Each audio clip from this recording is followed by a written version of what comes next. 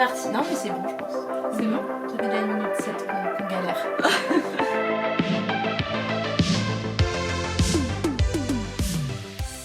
Bonjour à tous, nous sommes dans le 2e épisode du Tour de France des créateurs, chez Morgane, à Montauban.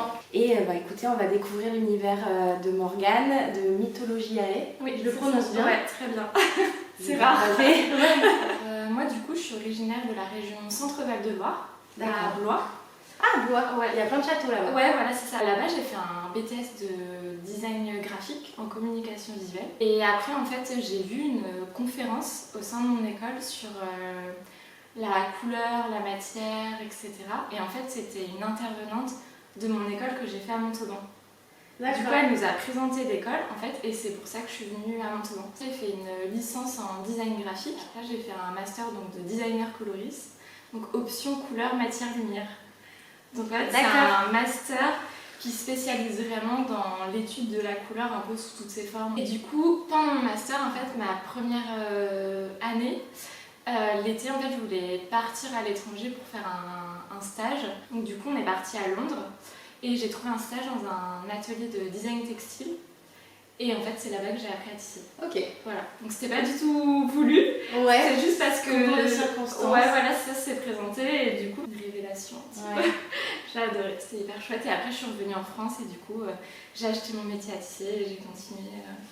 Du coup, je me suis lancée à la suite de mes études. J'ai pas trouvé de travail dans ce domaine parce que c'est quand même assez fermé. Et du coup, j'ai monté mon entreprise et voilà où on en est. C'est ça. D'accord, donc il y a 5 ans, Mythologie Ae est née. Ouais, voilà, c'est ça. À la base, c'est mes copines qui m'ont un peu poussée parce que je faisais ça pour moi, parce que mon projet diplôme, en fait, j'ai créé une collection de tissage. C'est elles qui m'ont dit, ah, mais tu devrais trop proposer tes accessoires à la vente et tout serait trop chouette. Mais moi, je disais, bah non, enfin, je me sentais pas légitime. Ouais. Et du coup, elles m'ont poussée. Et au final, en fait, ça s'est fait petit à petit. J'ai commencé à démarcher des petites boutiques, à faire des créas un peu à droite à gauche. Et c'est né vraiment 1 an après où j'ai trouvé le nom et là j'ai lancé la marque officiellement. Merci les copines. Ouais. C'est cool d'être poussée dans ces retranchements parce que ça peut faire peur d'entreprendre. Et... c'est pas trop donc on se lance, c'est un peu... Tu mets les pieds au début. C'est ça. Mais au final, quand tu es entourée, que les gens croient en toi et en ce que tu fais, ça te donne aussi beaucoup plus de force. Ouais. Je trouve que l'entourage dans l'auto-entreprise c'est hyper important. Avec Mythologia, du coup, je propose que du tissage. Moi à côté, du coup, je propose quand même mes services de designer coloriste, je fais du graphisme un peu, etc. Mais Mythologia, je veux vraiment le dédier qu'au tissage. Tu fais divers objets, par contre, j'ai vu, là il y a les coussins, il y a les lettres qu'on verra tout à l'heure. Les pochettes d'ordinateur, sacs, tu fais quand même pas mal de choses. Ouais, j'essaye en fait de mettre à portée de tous le tissage parce que c'est une technique quand même assez ancienne. Ouais. Il y a pas mal de tisserands au final qui travaillent un peu entre guillemets ancienne école. C'est vrai que je trouve ça chouette d'apporter une petite touche moderne en intégrant soit des matières upcyclées, du métal, des fleurs, etc. Et d'ailleurs tout ce qui touche à ta matière première, donc la laine, etc. Tu la sélectionnes comment? Alors ma matière première, donc j'ai fait une bibliothèque vous verrez tout à l'heure dans l'atelier. Ouais. Ça fait en fait depuis mes études, en fait je chine vraiment beaucoup de fils sur des vides-greniers, à Emmaüs, etc. Et je récupère quasiment 80% de mon stock, c'est que des fils récupérés. Et après quand j'ai vraiment besoin de coloris en particulier, j'achète là par contre des fils, soit j'essaye de me fournir chez des filateurs européens, ou sinon j'essaye au maximum de m'approvisionner localement. Quand c'est possible. Et quand on passe commande chez toi, donc tu as déjà des produits qui sont à la vente, est-ce qu'on peut passer une commande précise? En fait, on donne son projet, donc la forme, ça peut être un sac, une pochette, j'ai fait des chemins de table. On me dit ce qu'on veut, après la thématique couleur, du coup j'envoie des sélections de fils en fait. On sélectionne plus ou moins après les matières, la proportion des fils, etc. Et après j'envoie au fur et à mesure des photos des étapes.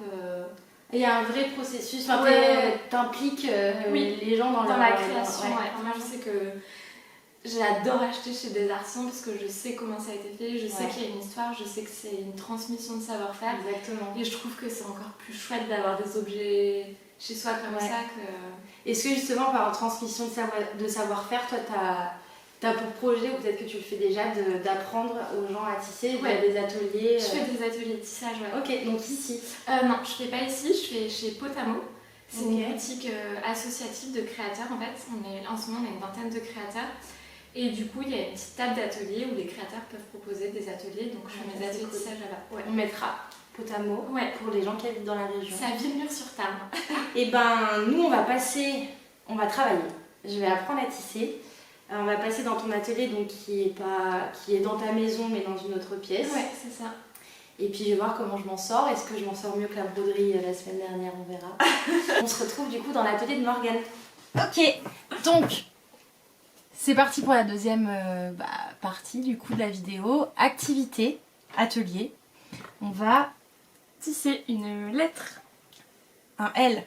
Du coup en fait le principe c'est que tu vas tisser dans la lettre. Ok. Tu la rentres dans le premier... Ouais. Pouvoir le passer en double en fait par la suite. Tu le passes juste autour.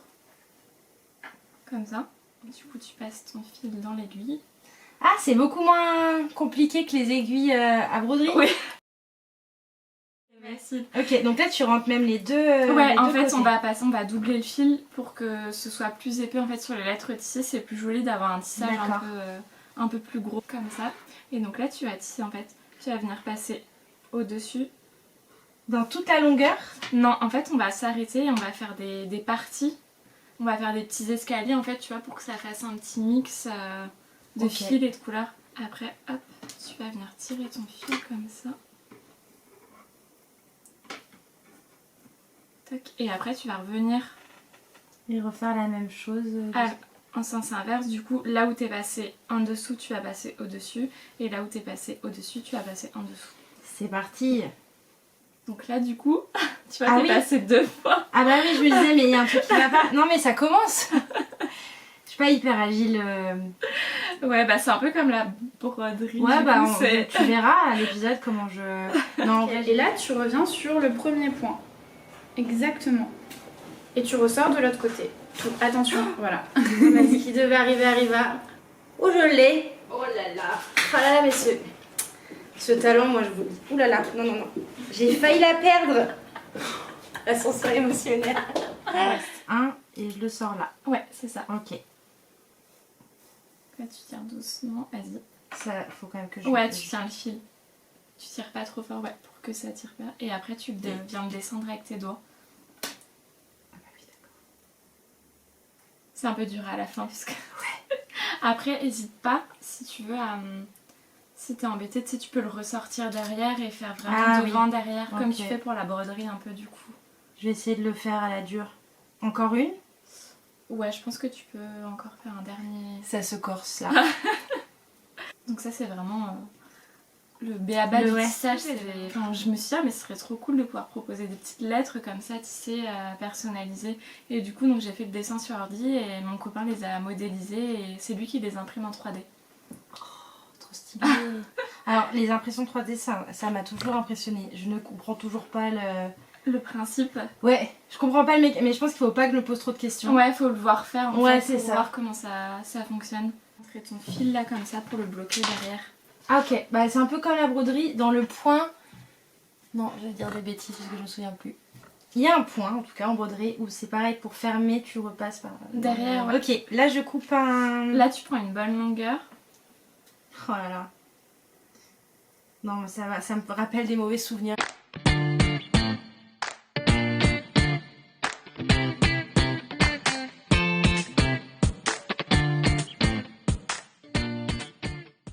Et du coup à Londres quand tu y étais, c'était donc t'étais avec une créatrice. Ouais, sa marque en fait c'était de travailler autour du jean Levi's. Elle faisait que des collections autour du jean Levi's.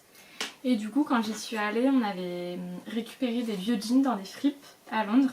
On les avait détissés un par un. Donc en fait on avait coupé les jeans, on avait récupéré tous les fils des jeans et en fait on retissait avec. Et vous refaisiez des jeans avec le fil d'un jean Levi's. Ouais, c'est ça. Énorme. Ouais. C'est hyper cool. Oui, donc c'est un tout autre style. Là, je pense que c'est bon. Ouais, il est plus galère celui-ci. Ah, on aime la difficulté. C'est les deux en même temps ou tu peux d'abord en prendre un? Moi, je fais un par un, ouais, peut-être pour celui-ci. On va pas se rajouter une difficulté supplémentaire. Je fais n'importe quoi. C'est difficulté max. On va y arriver, on va y arriver. On va pas y arriver. Attends, ouais. On y est Viens presque. ici. Là, ouais, vas-y. Ça y est. J'ai fait un nœud, non? Ah non, c'est bon. Ouh là là là là. Ouh là là là. Alors, tu passes autour de ton fil. Là. Autour de... Ouais. Ah, autour de celui-là. Ouais. Je sais pas du tout ce que j'ai fait. T'as fait un gros nœud. Ah. Oh. Tu veux que je te le passe ce dernier? Attends, je suis vraiment persévérante dans tout ce qui touche aux aiguilles. Qu'est-ce que j'ai fait? Non, tu l'as pas passé dans le même sens. D'accord. Je fais n'importe quoi, je pense. Ok. Attends, que j'ai pas fait la même. J'ai refait la même. Les résultats finaux, c'est trop beau.